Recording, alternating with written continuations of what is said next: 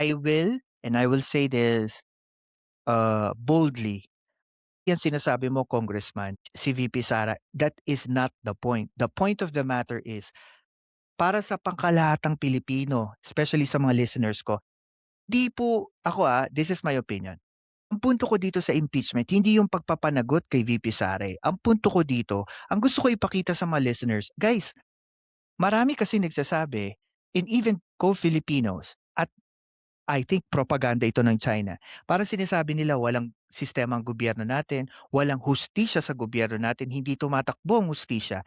The point of the matter is, 'pag ito natapos 'tong impeachment proceeding na ito, isa lang masasabi ko, I don't care kung anong mangyayari sa impeachment ni Sara Duterte kung mako-convict siya o hindi.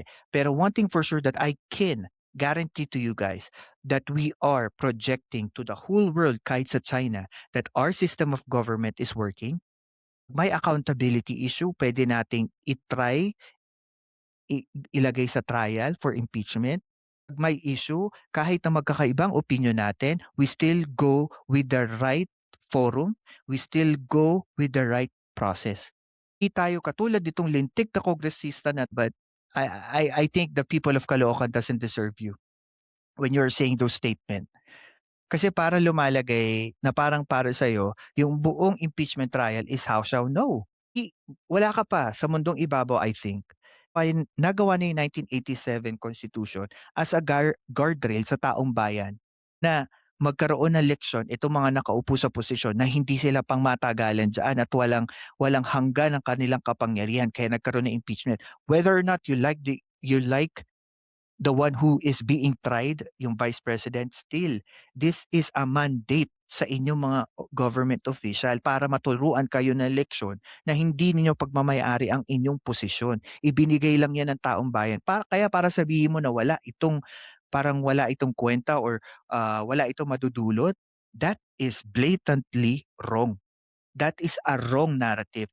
Hindi ko alam kung Duterte ka o hindi ko alam kung Marcos ka, pero punto ko, you're destroying the very core of our country, which is our justice system.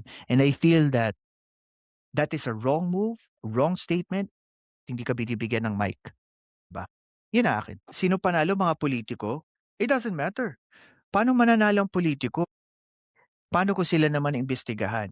Paano naman sila yung ma-impeach? Does it mean to say ang mananalo lang isang partido? No. Ang panalo dito, ako naniniwala ako dito.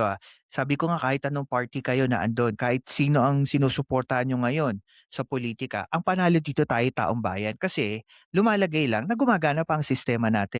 Diba? Kaya bali yung mga statement ni Congressman Eriza, dapat yung mga ganitong statement, pinag-uusapan sa social media at binibigyan ng analisa. Kasi what he's trying to do is to paint a bad narrative sa sistema ng ating hustisya ng gobyerno sa Pilipinas, which is not a good thing. Congressman ka pa naman.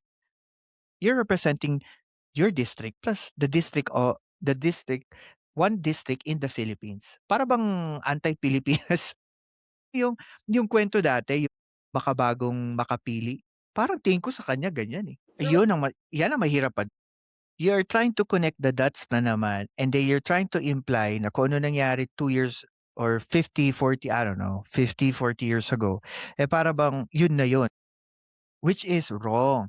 Again, you're painting a bad narrative na naman. Kung ano nangyayari kay VP Sara, yun din yung nangyayari before. Yung mga ganitong statement, it doesn't make any more sense. Create ka lang ng chaos in public discourse. ako, si Densable TV 2.0 at ito ang Pilkas kung saan ang katotohanan ay walang takot na sinasabi. Like, share, and subscribe na